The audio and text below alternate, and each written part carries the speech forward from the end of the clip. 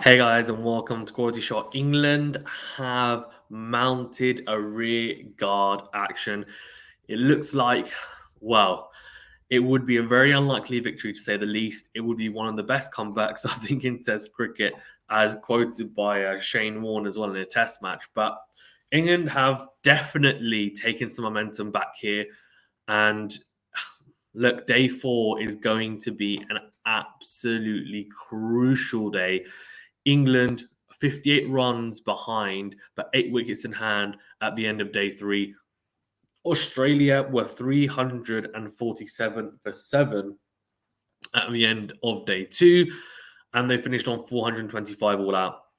We're going to do a quick breakdown of the culmination of that Australia innings, then also touch upon, of course, the England innings, and just see how this all pans out, because it was a very, very good day's cricket, to be fair, competitive. The only thing I would say, and if you want to be hypercritical, but it's not the players' fault, is that it was, of course, a batting day for sure, and it has been probably for the last 2 days. But what it's meant is that it's going to be a close game.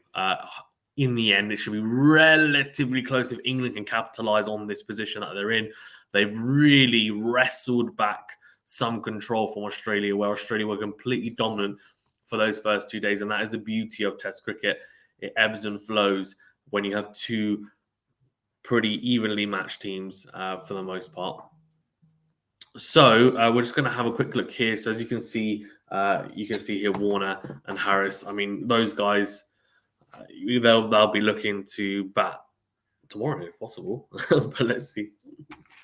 Let's go down to the rest. So Head obviously was in. He finished up on 152. He was the last wicket as well. Wood cleaning him up, just trying to get across and accumulate runs at that point. It was score runs quickly. I mean, an incredible 150. Look at that. A strike rate of over 100. You barely ever, and it'll be so interesting to see the stats as to how many people have scored over 150 in a Test match at a strike rate of over 100.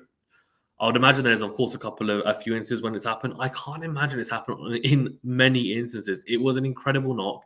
It really was. 4 sixes, 14 fours. He looks very confident. I mean, he pumped Ben Stokes over his head for 6 in one of the overs as well. He looks quite fluent. I think confident is the right word. Sure in himself, and definitely, I think, has come to terms with his game in this match anyway. And if he can stick to that, then he will be okay in the series. But yeah, looked good and some well-needed runs. And as I said, this will definitely put him in good stead for the rest of the series to get given a good run.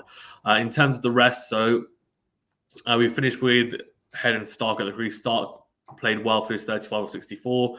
Ended up getting out to Wokes in the end, a very easy catch for Rory Burns. Stark just holding out to Burns at deep square leg. Lyon just done a little bit with the pace of Wood, short delivery and straight to Robinson. So, but look, some handy runs there for sure. The 15 from Lyon is handy as well. 425 all out. And that meant that England had to, well, I mean, when you've got a lead of that, we're talking about a lead just under 300, then it's going to be tough, to be honest with you. For England coming out to bat, there's a lot of pressure on the guys coming out to bat, but they did well. So a lead of 278 going into that second innings for England.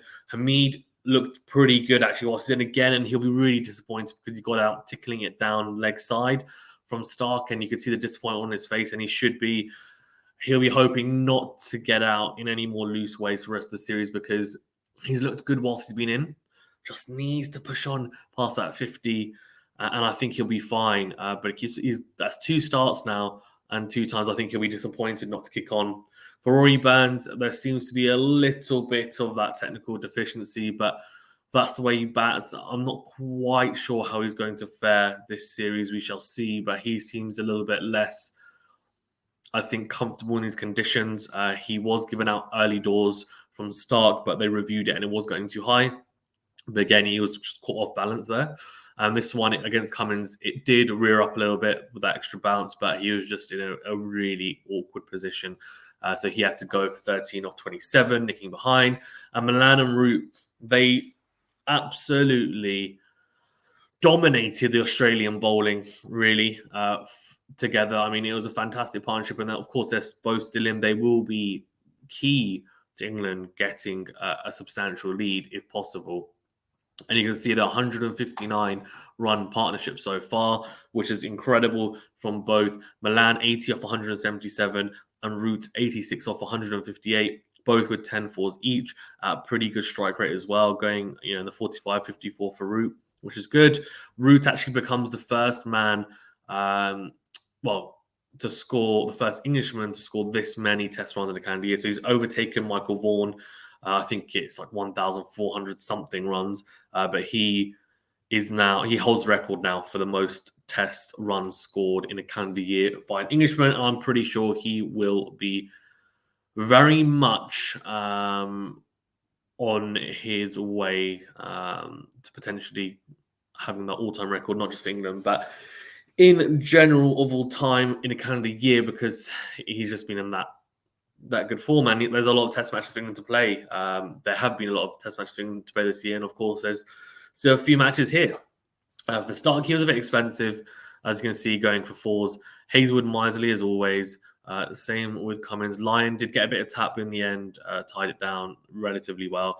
And Green, very miserly, which is nice. Labuschagne bowled. First ball was half tracker, which Milan dispatched. And they obviously tried to bowl him to try and alleviate the workload on the bowlers, but I'm not sure if that was the right call. In terms of the rest of the test match, I mean, England, if they can create a lead of 250, which would mean they need to get a pretty mammoth total here, to be fair. They're on 220 now. 58 runs takes you to 278.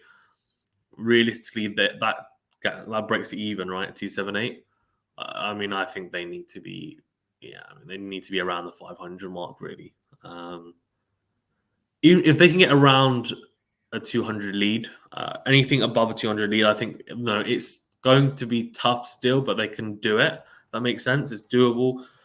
Anything below 200 is you just may as well forget about it. And anything over 250, then you're starting to talk, oh, hold on, we might have a chances. So, look, it's not even. It's still advantage Australia, but definitely before it was a case of like 90% Australia to win, 10% England. Now we're looking at more 70-30 is what I would say.